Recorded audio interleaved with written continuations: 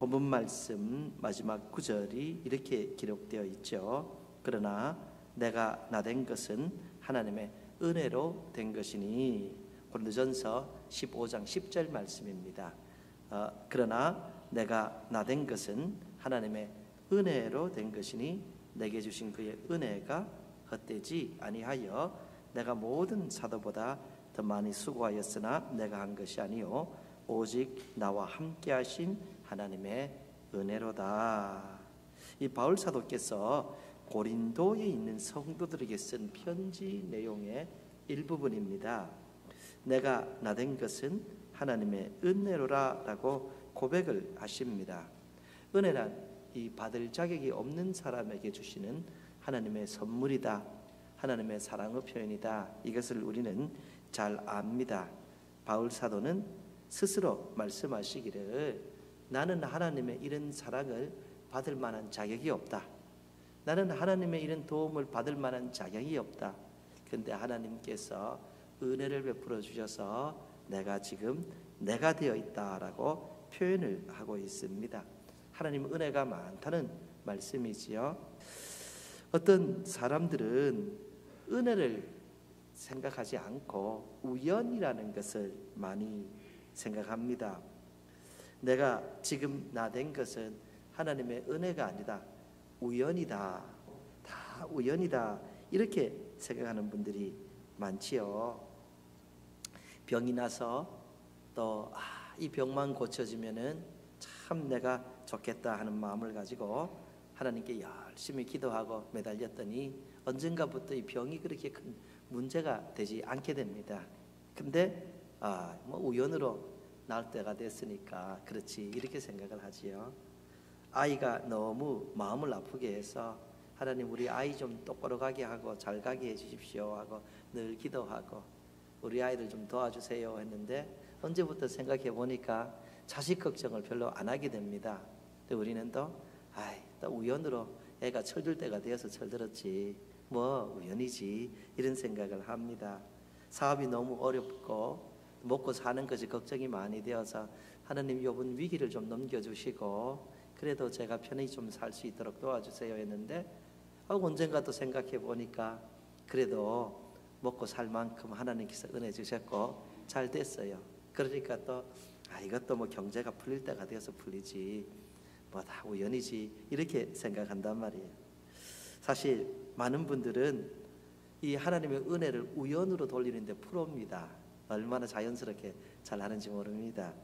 또 어떤 사람들은 자기 노력을 이야기하죠. 내가 나 된 것은 하나님의 은혜가 아니라 나의 노력의 대가이다, 이런 생각들을 합니다. 근데 여러분, 우리 잘 알잖아요. 사람이 노력만 해가지고 잘 될 수 없다는 것을 말입니다. 그것이 사실이라면 아침부터 저녁까지 얼마나 노력하는 사람들이 많습니까? 그런데 노력을 그렇게 많이 해도 안 되는 분, 참 안타깝게 안 되는 분들이 계세요. 이 노력만 가지고 인생을 잘 살 수 있는 것이 아니다, 그런 생각을 절로 하게 합니다. 또 어떤 분들은 운명론을 믿습니다. 정해진 사주팔자대로 산다는 것입니다. 그런데 이 운명론이라는 것은 참으로 위험할 수가 있습니다. 어렵게 사는 사람이 자기가 어렵게 사는 것은 이미 결정된 것이고 그 삶을 변화시키는 데 있어서 자기에게는 아무런 힘이 없다, 내가 무엇을 해도 나는 그냥 이렇게 어렵게만 살게 돼 있다, 이런 것을 받아들인다면, 그것도 믿는다면 그 사람은 어려운 일이 있을 때마다 자기 운명을 탓할 것이고 세상을 탓할 것이고 이웃을 탓할 것입니다. 그렇게 살면 절대로 형편이 더 좋아질 수가 없습니다. 길을 찾는 이들에게라는 책에서 유영철이라는 사람에 대한 내용이 기록된 것을 읽었습니다. 이 유영철, 이 사람은 2003년 9월부터 2004년 4월까지 21명을 살해한 시대의 살인마입니다. 뉴스에 너무 많이 나와서 여러분들도 많이 아는 사람이라고 생각합니다. 이 유영철은 1970년에 가난한 집안에서 태어나서 14세 때 부친을 잃었다고 합니다. 그러니까 그 어린 시절이 참으로 힘겨웠다는 생각이 듭니다. 여러분, 그냥 편안히 사는 그런 가정도 어느 날 갑자기 아버지가 큰 병이 들거나 아버지가 세상을 떠나게 되면은 가문이 급속하게 기울게 되고 굉장히 힘들어집니다. 유영철의 집안 같은 경우에 그렇지 않아도 가난했는데 아버지까지 일찍이 잃어버렸으니까 이 어린 시절이 얼마나 힘들었겠냐, 그런 생각을 이렇게 하게 합니다. 이 유영철의 전화번호 뒷자리 숫자는 1818이었다고 합니다. 욕입니다. 이 우연이 아니고요, 이 사람의 인터넷 아이디나 비밀번호도 1818이었다고 합니다. 그는 자기가 가난한 집에서 태어나서 일찍이 부친을 잃고 고생하며 살아야 했던 것은 다 자기의 저주받은 운명 때문이라고, 이런 것을 믿었다라는 것입니다. 이 유영철의 생일이 4월 18일인데 이 사자를 죽을 사자와 연결시켰고 18을 욕이라고 해석해서 자신의 인생은 어차피 태어날 때부터 죽을 인생이고 망할 인생이고 욕먹을 18 같은 인생이다, 이렇게 생각했다는 거예요. 자기 스스로 자기는 불행한 운명을 가지고 태어났다고 믿으니까 온통 1818의 인생을 자기 스스로가 만들어갔던 것입니다. 그러니까 자기가 사람을 그렇게 많이 죽여도 자기 잘못은 모르는 거예요. 이것은 내 저주받은 운명 탓이다, 누구 탓이다, 세상 탓이다, 이렇게 다른 사람만 탓하는 거예요. 그러니까 세상 비관하고 다른 사람 탓하고 자기 잘못을 모르고 깨우치고 뉘우치려고 하지 않으니까 그 인생이 피지가 않고 이렇게 불행하고 이웃에게 이렇게 못된 짓을 하는 안타까운 인생이 되었다라는 것입니다.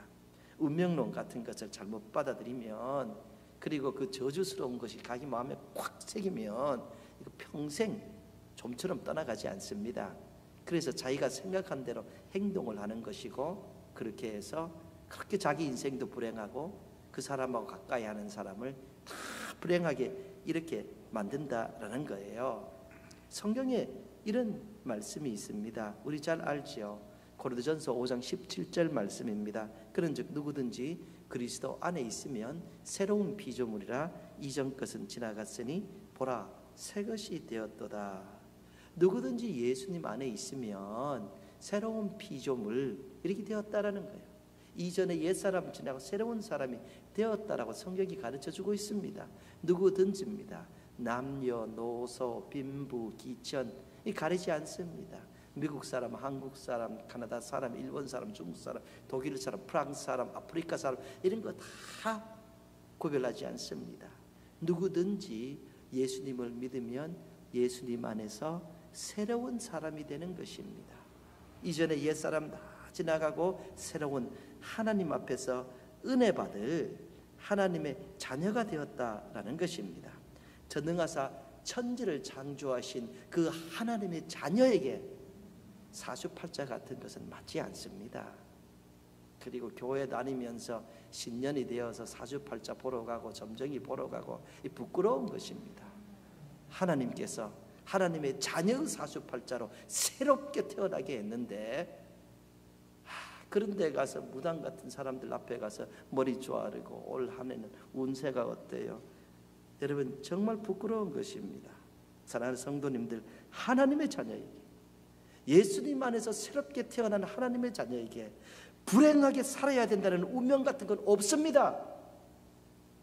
하나님의 사람에게 내 인생은 앞으로도 불행해질 거야. 왜냐하면 나는 태어나서부터 불행하게 태어났으니까. 이런 팔자는 없습니다. 예수 그리스도를 믿는 그 순간부터 하나님의 자녀가 되고 하나님의 은혜로 살아가는 복된 사람이 된 것이다 라는 것입니다. 하나님은 하나님의 사람에게 선한 은혜를 베풀어 주십니다. 그래서 하나님의 사람은 하나님께서 주신 은혜에 감사하며 또한 미래에 대한 소망을 가지고 이렇게 아름답게 이웃을 도우며 하나님께 영광 돌리며 복되게 살아간다라는 것입니다. 사주팔자라는 것이 맞다면 하나님의 사람의 사주팔자는 전부 다 하나님의 은혜 가운데 천국 가는 팔자다라는 거예요. 얼마나 좋은 팔자냐 하는 것입니다. 그렇다고 해가지고 우리가 이 타락한 세상에 살고 있는데 어려움이 없다 이런 말씀 드리는 것이 아닙니다. 이 세상이 타락했기 때문에 이 세상이 사는 동안에는 누구에게나 오는 것이 위험이고 어려움이고 사고고 질병이고 어려움이다라는 거예요. 하나님을 믿는 사람에게도 예외가 아니다라는 거예요. 그러나 그럴 때마다 하나님을 믿는 사람은 하나님께 기도하면서 하나님의 선하신 인도하심을 받아서 믿음의 사람으로 더 굳센 사람으로 복되게 살아간다라는 것이지요. 그래서 우리는 참 그리스도 안에서 복된 사람입니다. 여러분 2주 후면은 이제 고난주간 특별 새벽 기도회를 우리가 합니다. 예수 그리스도께서 이 땅에서 우리를 위하여서 십자가를 지시며 그 한 주간 고난 속에 지내셨는데 우리도 그 고난에 동참하고자 새벽을 우리 하나님 앞에 나와서 하나님께 드리는 것입니다. 가능하신 분들은 나오셔서 기도 가운데 하나님께 이 새벽을 드리시고, 가능하지 않는 분들은 집에서라도 그 새벽에 기도하며 하나님께 영광 돌리시기를 부탁을 드립니다. 나는 불행하다, 내 인생은 왜 이렇게 꼬였는가, 이렇게 생각하려면 누구든 그 이유를 충분히 찾을 수 있습니다. 여러분, 이 다윗이라는 사람은 굉장히 유명한 사람이죠. 교회 다니면서 다윗 모르면 간첩입니다. 그렇죠? 교회 다니면 다 알게 됩니다. 성경에서 참 훌륭한 왕으로, 하나님 마음에 합한 사람으로 이렇게 알려진 분입니다.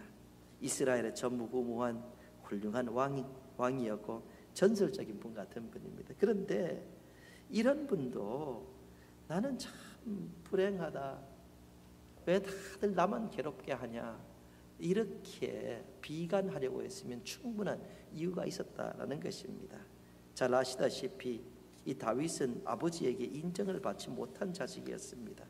그래서 사무엘이 왕이 될 분이 당신의 자식들 가운데 있습니다 라고 다윗의 아버지에게 말을 했더니, 이 다윗의 아버지 이새는 사무엘에게 다른 자식들은 다 보여주면서 다윗은 보여줄 생각을 하지 않았습니다.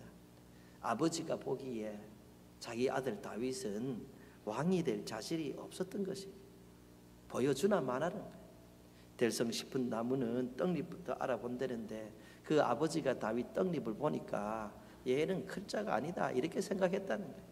왕은 아니다라는 거예요. 그러니까 왕이 될 자가 있다는데 보여줄 생각을 하지 않은 거예요. 이 다윗은 형들로부터도 인정을 받지 못했습니다. 이스라엘과 그 바벨론이 전쟁이 있었죠. 블레셋이 전쟁이 있었죠. 그때 블레셋의 대표로 골리앗이 나와서 하나님을 욕되게 하고 하나님의 백성들을 욕되게 하는 겁니다.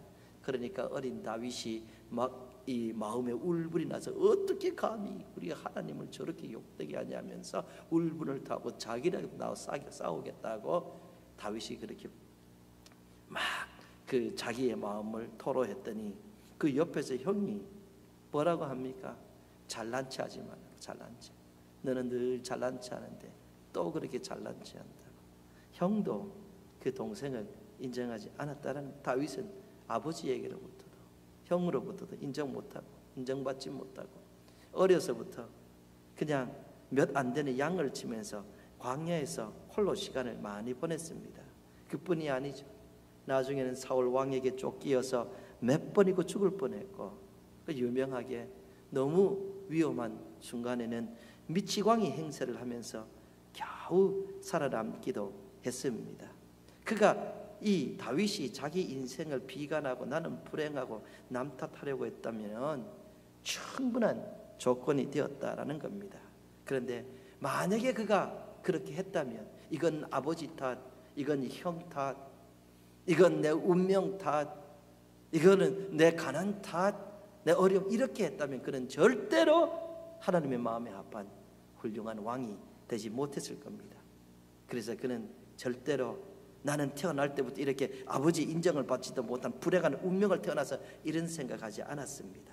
오히려 어려울 때 다 하나님 의지하고 하나님께서 자기를 인도한다는 그 믿음을 가지고 그는 아름답게 인생길을 걸어갔다라는 것이죠. 그래서 우리가 잘 아는 그 유명한 시를 남긴 분이 다윗이지요. 시편 23편 얼마나 사랑받습니까? 나이가 든 다윗이 자기의 인생을 돌아보며 시를 읊지요. 여호와는 나의 목자시니 내게 부족함이 없으리로다. 그가 나를 푸른 풀밭에서 누이시며 쉴만한 물가로 인도하시는도다. 하나님께서 자기 목자 되어 주셔서 결국에는 부족 없이 살았다라고 고백을 합니다.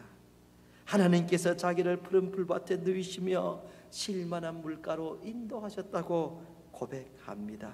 여러분, 어려움이 없었던 것이 아니죠. 어려움이 너무너무 많았고 너무 많은 그 충격 속에서 아버지나 부모님의 인정도 못 받고 살아갔는데 세상 탓하고 운명론 거론하고 남 탓하고 하는 것이 아니라 그럼에도 불구하고 전능하사 천지를 창조하신 하나님은 나의 아버지시니 나의 아버지가 나의 목자 되시니 나를 인도하여 주실 것이고 나를 지켜주시고 선하신가 인자하심으로 내 평생 인도하실 것이라는 믿음을 가지고 살았다는 거예요.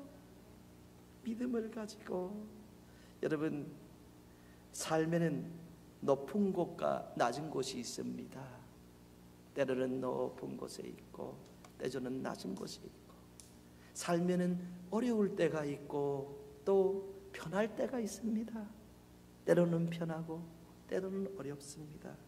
그러나 결국 하나님의 선하신 인도하심이 나의 인생을 부족함 없이 푸른 풀밭으로 인도하였다는 믿음이 바로 다윗의 믿음이고, 나이가 들어서 결국에는 높은 곳이나 낮은 곳이나 어려울 때나 편할 때나 하나님이 내 목자 되시니 내가 지금까지 아름답게 살아왔다라고 신앙을 고백했죠. 그러니까 훌륭한 왕이 되는 거예요. 어려울 때마다 정말 이것저것 다 탓하면 절대로 그렇게 될 수가 없는 것입니다. 그러나 하나님께서 인도하시고 도와주시니 어려울 때는 더 하나님 의지하고 하나님 믿고 살아간다라고 한 다윗의 인생이 아름다운 인생이 되었다라는 것입니다. 사실 나의 나 된 것은 하나님의 은혜로라 라고 고백한 바울 사도의 고백과 동일한 것입니다. 돌아보니까 다윗은 하나님이 목자 되어주셔서 나를 인도하셨다. 내가 나 된 것은 하나님의 은혜다. 이렇게 고백하는 것입니다. 자기 스스로를 높게 평가하고 자기 스스로를 대단하게 생각하는 사람은 하나님의 은혜를 생각하지 않습니다. 자기가 잘나서 출세하고 자기가 잘나서 성공했다고 믿죠. 자기 노력으로 잘 됐다고 생각합니다. 하지만 하나님을 진심으로 아는 다윗과 같은 분, 바울과 같은 분, 하나님의 은혜를 압니다. 하나님의 선하신 은혜로 지금까지 내가 인도함을 받았다고 고백하지요. 그래서 그 많은 어려움 가운데 조금만 내가 잘못했으면 인생을 망칠 수 있었던 그런 순간에도 내가 참 잘 이겨나왔다 하면서 하나님을 의지하고 하나님께 영광 돌린다라는 것이에요. 하나님을 잘 아는 사람은 하나님의 은혜를 알고 어려움은 기도하고 또 잘 되면 하나님께 감사하고 찬양한다라는 거죠. 우리같이 찬양 하나같이 해요. 가자 하고 말씀 계속 전합니다. 나를 지으신 하나님의 은혜 찬양 하나 같이 합시다.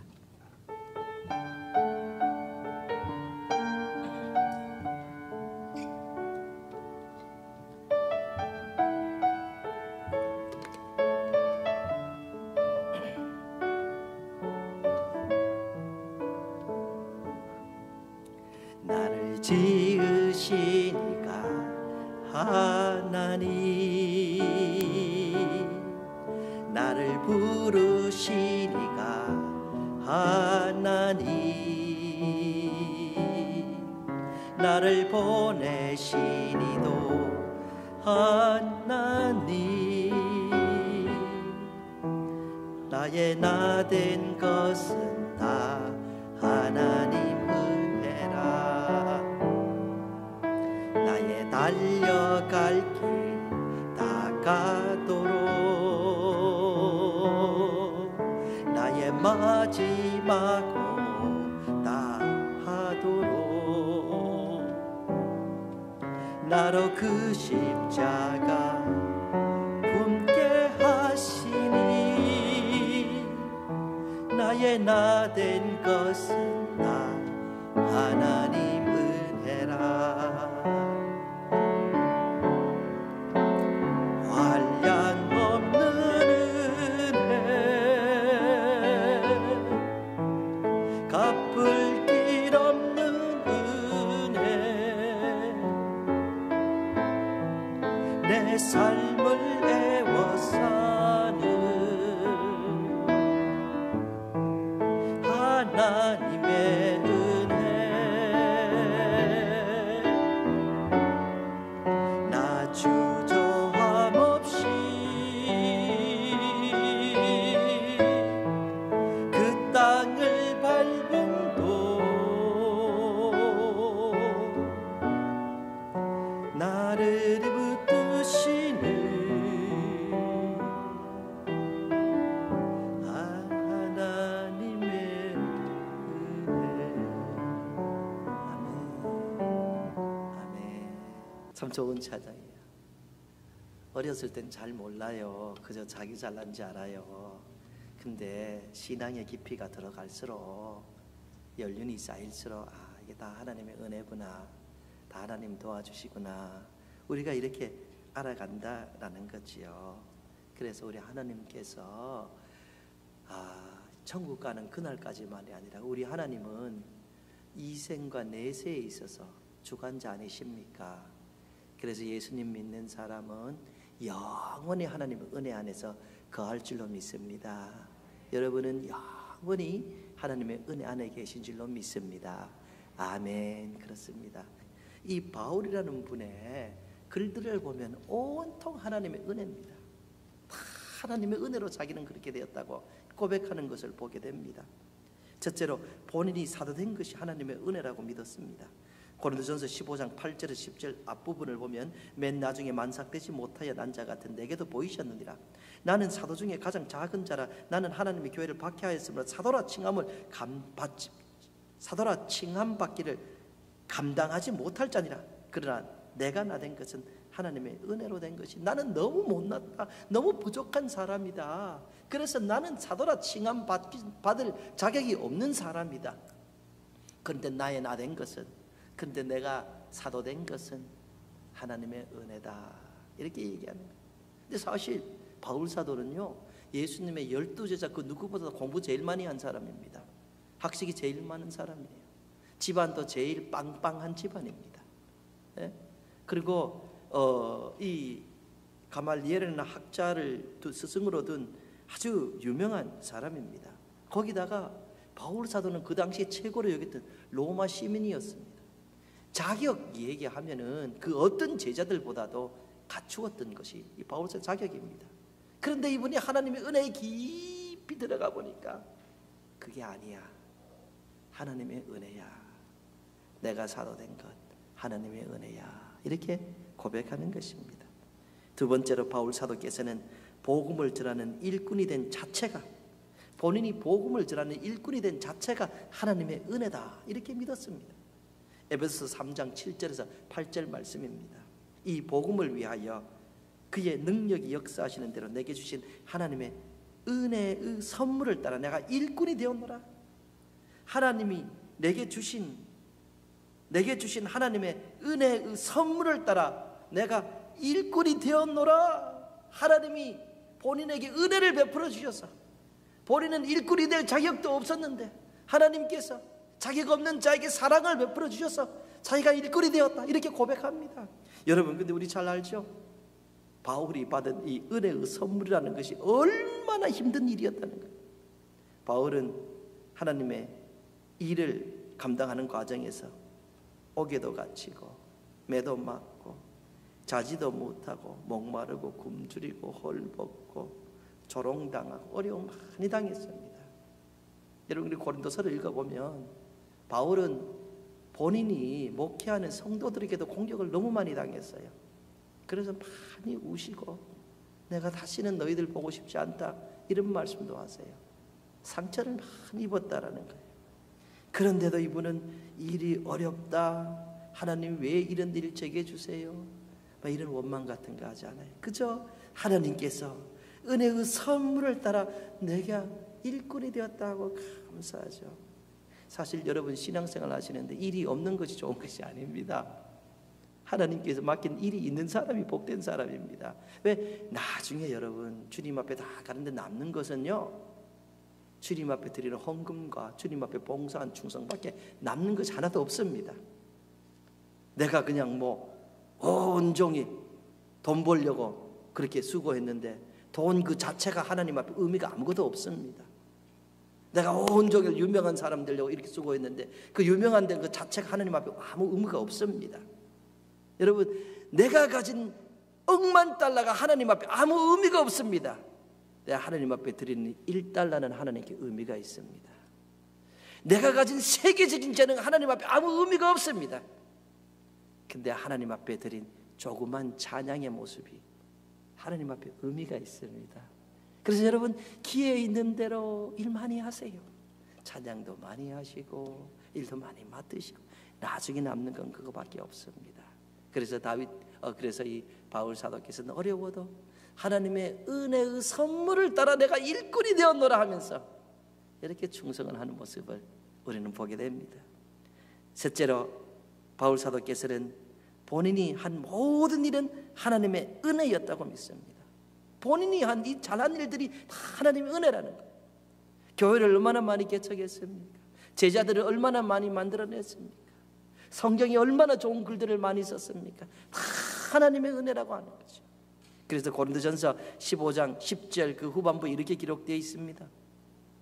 내게 주신 그의 은혜가 헛되지 아니하여 내가 모든 사도보다 더 많이 수고하였으나 내가 한 것이 아니요 오직 나와 함께 하신 하나님의 은혜로다. 얼마나 귀한 복을. 본인 자랑 하나도 다 하나님. 내가 한 것 아니다, 내가 한 것 같이 보이지만 다 하나님의 은혜다. 하나님의 은혜. 얼마나 귀중한 신앙이냐 하는 것이에요. 그래서 어려움이 있을 때에도 그는 나 불행한 인생이다, 왜 나만 이런 일을 해야 되나, 왜 나만 이런 조롱당해야 되나, 이렇게 하지 않고 하나님께서 은혜의 선물을 따라 이 직분 주셨으니 내가 감사해야 된다며 하나님께 영광 돌리고 하나님 저 일 감당할 수 있도록 도와주세요 하고 기도하며 그렇게 끝까지 선한 싸움 싸우며 달려갔죠. 하나님이 이분 보면서 얼마나 더 아름답고 흐뭇해하셨을까 그런 생각을 합니다. 넷째로 바울 사도께서는 자기가 가진 질병도 하나님의 은혜라고 믿었습니다. 질병을 하나님의 은혜라고 믿었어요. 질병을, 다른 것은 좀 이해가 되는데 어떻게 병을 하나님의 은혜라고 믿을 수 있을까, 이런 생각을 할 수 있습니다. 오래전에 제가 바울 선교지에 여행을 갔더니 그 여행 가이드가 바울에 대해서 소개하는데, 이 바울은 대머리였고 키가 작고 발은 안짝발이었으며 이렇게 걷는 거 있죠? 이렇게 정상으로 못 걷고 다리가 이렇게 안짝발이었으며 간질병과 안질병 있었다고 합니다.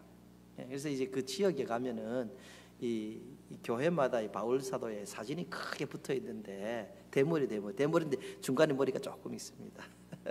기회가 되면 여러분들과 같이 또 바울 선교지도 같이 이렇게 순례하면 참 좋겠다는 그런 욕심이 있습니다. 참 좋은 경험입니다. 그래서 이 바울이라는 분은 외모적으로 정말 볼품이 없는 분이에요. 그리고 그 고린도 성도들이 이분 보고 설교 못한다고 그렇게 막 얘기한 거 보면 글은 잘 쓰는데 설교를 못하신 분이다, 이런 막 핀잔도 듣고 어려웠습니다. 지금은 우리가 바울 하지만 당시에는 참 어려움을 많이 겪은 분이다라는 거예요. 근데 이런 외모보다도 이 바울 사도께서는 본인이 가지고 있던 이 질병 때문에 너무도 괴로워하셨던 것 같습니다. 이 간질이라는 거 아시죠? 그거 하는 분 보면요, 보통 가만히 있다가 갑자기 쓰러져 가지고 이렇게 경련을 하시는데요, 본인은 얼마나 괴롭겠어요. 본인은. 그리고 얼마나 부끄럽겠냐 하는 거예요. 너무 부끄러워요. 이해를 하고 그런 분 감싸줄 수 있는 교회가 돼야 됩니다. 예? 그리고 글을 쓰고 글을 읽어야 되는 분에게 이렇게 눈이 안 좋다는 것은 정말 어려운 겁니다. 그래서 성경을 보면 이분이 대피를 많이 했습니다. 그래서 큰 글자를 쓴다는 이런 말씀도 하시고요. 예? 그래서 이분이 너무 괴로우니까 하나님 앞에 기도를 드렸습니다. 3번을 간절히 기도했다고 합니다. 이 3번이란 자기가 할 수 있는 만큼 다 기도했다 이런 의미로도 됩니다. 왜냐하면 성경에서 3이란 완전 숫자이기도 해요. 그래서 성부, 성자, 성령, 삼위일체 하나님 완벽하시다, 완전하다 이렇게 하잖아요. 그래서 너무 괴로워서 하나님께 이것 좀 고쳐주세요 하고 간절하게 할 수 있는 만큼 기도했다 이런 의미도 된다라는 거예요. 근데 하나님께서 안 고쳐주신 거 우리 잘 알죠? 안 고쳐주세요. 바울 사도를 통하여 수많은 사람의 병을 고쳤는데 정작 바울 사도 자신의 병은 하나님께서 안 고쳐주신다는 거예요. 하나님 왜 내 병은 안 고쳐주십니까? 따질 수 있어요. 근데 바울 사도께서 그 기도하고 그 경험을 이렇게 고백하십니다. 고린도후서 12장 9절 말씀입니다. 나에게 이르시기를 내 은혜가 내게 족하도다. 이는 내 능력이 약한 데서 온전하여짐이라 하신지라. 그러므로 도리어 크게 기뻐함으로 나의 여러 약한 것들에 대하여 자랑하리니 이는 그리스도의 능력이 내게 머물게 하려 함이라. 하나님이 병을 좀 고쳐주셔야 했더니 안 고쳐준다. 내 은혜가 내게 이미 족하다 이렇게 응답을 드렸다는 거예요. 여러분, 질병과 은혜를 연결한 것입니다. 질병이 바울 사도 자신으로 하여금 하나님을 더 의지하게 하기 때문에 하나님을 더 의지한 결과 하나님의 능력이 더 많이 나타난다는 거예요. 그래서 이 질병을 탓하고 또 이 질병 때문에 비관하는 것이 아니라 오히려 나는 자랑한다. 이것이 하나님의 은혜다. 내 질병이 하나님의 은혜다. 이렇게 생각한다고, 이렇게 자랑한다고 이 성경에 기록하고 있습니다. 참으로 신앙인이 배워야 될 그런 신앙의 모습이 아닌가 생각합니다. 아버지가 알코올 중독자인 가정에 2 아들이 있었습니다. 한 아들은 커서 아버지와 같은 알코올 중독자가 되어서 병원에 입원하게 됐습니다. 다른 아들은 커서 알코올 중독자들을 치료하는 의사 선생님이 되었습니다. 아버지가 알코올 중독자였기 때문에 한 아들은 그 아버지의 영향을 받아 본인도 알코올 중독자가 되었고, 다른 아들은 같은 아버지의 영향을 받아서 알코올 중독자를 치료하는 의사가 되었다라는 것입니다. 그냥 우리 아버지가 막 술 저렇게 좋아하시니 나도 술 마신다. 우리 아버지 피가 내 피 속에 흐르는데 뭐 내가 다른 운명이 있나 하고 같이 아버지하고 마셔요. 중독자 되는 겁니다. 근데 다른 아들은 우리 아버지가 저렇게 알코올 중독이 돼서 인생을 망치는데 내가 저렇게 살았어야 되겠는가? 나는 아버지같이 알코올 중독에 걸린 사람을 고쳐주는 그런 사람이 되어야겠다. 인생을 그렇게 마음을 바꾸고 사니까 여러분, 같은 아버지를 두고 같은 이유 때문에 한 사람은 인생을 망치는 원인으로 받아들이고, 다른 아들은 인생을 의사로 인도하는 동기로 받아들이게 되었다라는 거예요. 하나님의 은혜를 모르고 어려울 때마다 이것저것 다 탓하고 인생은 불행하다라고 생각하면 스스로가 그 불행을 만들어 가는 것입니다. 하지만 질병까지도 하나님의 은혜라고 생각한 바울 사도 같은 분은 더욱더 하나님을 의지하면서 믿음의 큰 자가 되었다라는 것입니다. 그래서 우리는 어려운 일 당하면 우리에게 은혜를 베푸시는 하나님을 더 의지하는 거지요. 어려움 당하면 이게 누구 탓이다, 이게 뭐 세상 탓이다 이렇게 하지 않고, 하나님, 제가 하나님의 은혜를 입은 사람인데 지금은 너무 어렵네요. 저 좀 도와주세요 하고 하나님을 붙드는 거지요. 찬송 543장이 참 좋습니다. 어려운 일 당할 때 나의 믿음 적으나 의지하는 내 주를 더욱 의지합니다. 세월 지나갈수록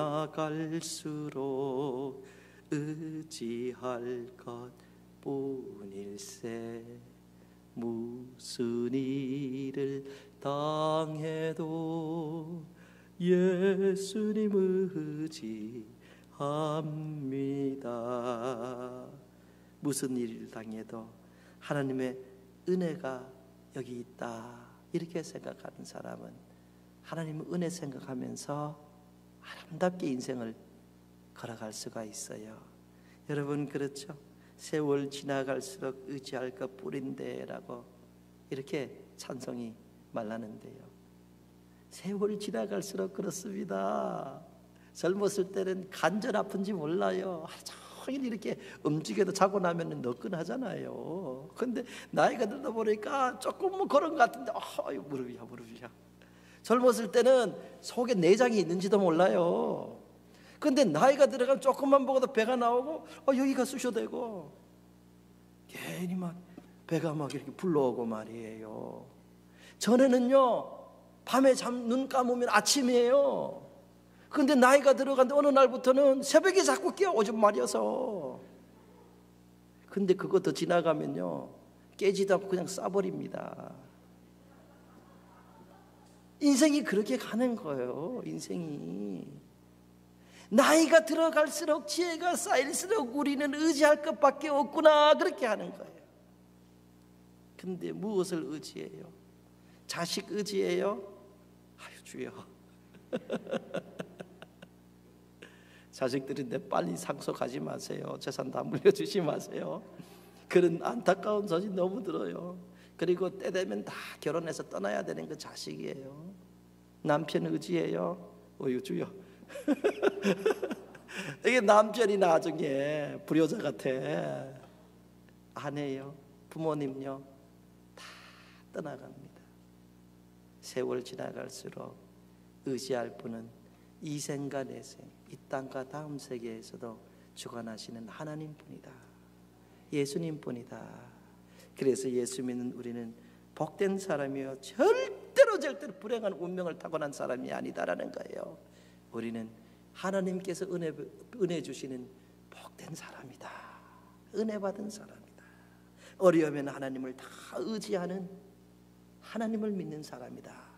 이 신앙 가지고 영원토록 하나님 아래서 아름답게 살아갈 수 있죠. 다시 말씀드립니다. 2주 후면 고난주간 특별 새벽 기도회입니다. 이럴 때는 힘을 다해서 가능하면 교회 나와 기도하시고, 그렇지 않으면은 집에서라도 예수님 생각하시기 바랍니다. 사랑하는 우리 성도님들을 예수님 이름으로 축복합니다. 아멘.